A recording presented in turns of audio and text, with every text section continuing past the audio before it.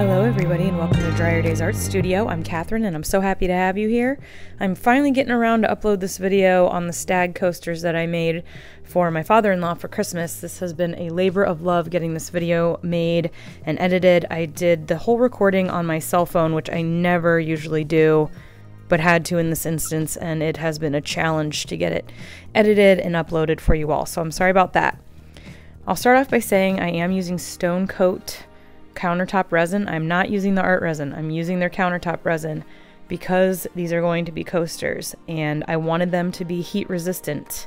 This resin can withstand up to 500 degrees Fahrenheit, and though I know my father-in-law loves his coffee, maybe not quite that hot, I still understand that hot items are going to be on these, and I didn't want to do the art resin. I just wanted to try their countertop resin, so that's what I'm using.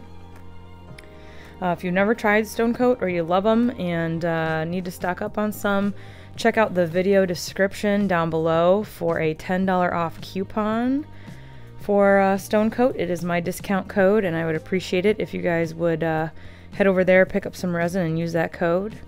So here I'm just laying down one thin coat of the resin, making sure it was down in all the cracks in the sides, and then hitting it with some of that heat to pop any bubbles.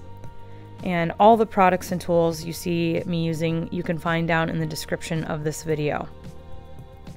So once I get a nice thin layer and I've got all the bubbles popped, I'm going to go in with these little silhouettes. Now I just used printer paper and made these, I printed off these silhouettes and my husband helped me cut them. I know there are devices like I think it's pronounced a Cricut or Cricut, that I could be using for this, but I don't use that enough and they're a couple $100.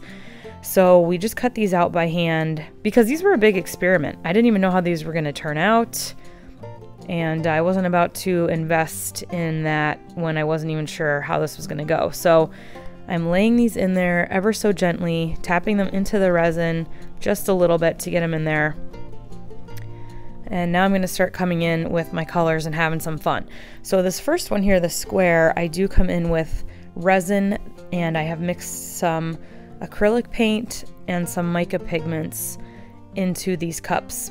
Because he is a hunter, I wanted them to be more of the earthy hunter type colors. That middle one, I end up doing acrylic inks, and I incorporate in some orange for the hunter. I really wanted these to have a hunter feel for him because he is a hunter, my father-in-law, and he likes when I make any kind of stag or deer artwork. So these were for him for sure. Coming in, just adding a little resin as I need to, because I only had a thin coat in there and I wanted to make sure the silhouettes were covered and that I was getting enough resin filled in to fill out the coaster. And of course, as you saw, hitting it with the heat as I go to pop any of those bubbles.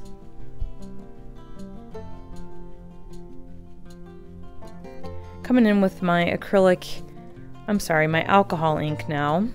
Sorry about that. And kind of moving around the shape of the silhouette.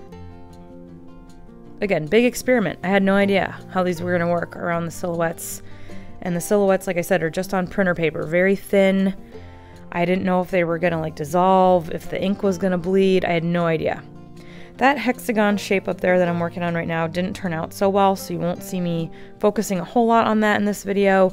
What had happened was a lot of the resin with the acrylic paint in it had seeped underneath the silhouette, and so you kind of lost it when they were done.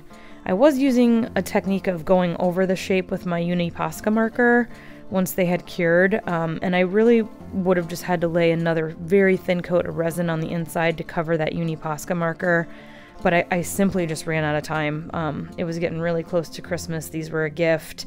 I needed to let them cure, and I was just running out of time. So the hexagon one did not turn out that well, unfortunately, but again, there were some lessons learned in that, and were no worse for the wear. So the other two turned out lovely. The alcohol ink one was probably my favorite that I'm working on right now. Really cool effects that you'll see at the end of the video how they turned out. So I'll let you watch, I'll go quiet, and I will be back at the end.